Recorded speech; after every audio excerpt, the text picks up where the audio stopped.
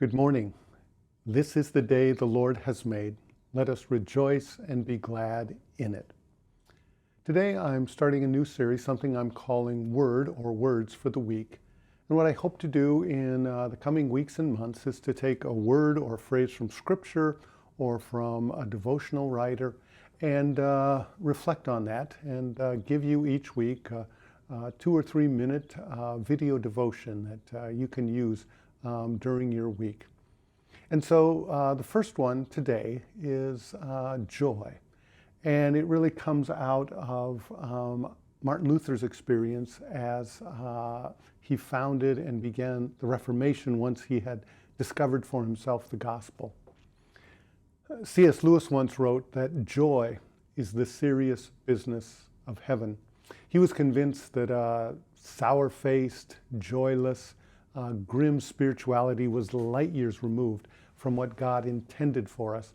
Instead, God seeks to fill our lives with genuine joy, with a joy that doesn't depend on the circumstances in which we find ourselves.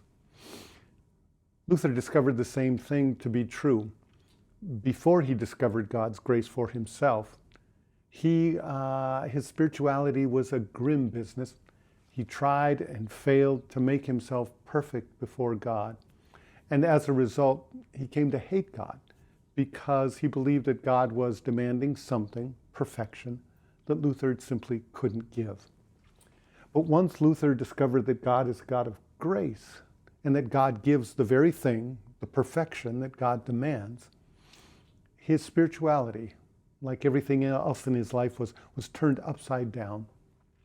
And Luther began to advocate and to practice a joyful spirituality.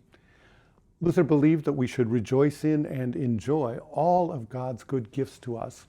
And so, as a result, Luther enjoyed life. He enjoyed his wife, Katie. He enjoyed their children. He enjoyed good food and a good beer.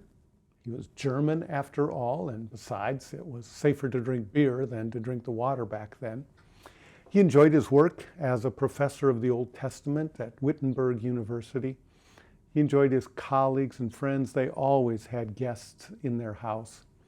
And he enjoyed making and even composing music.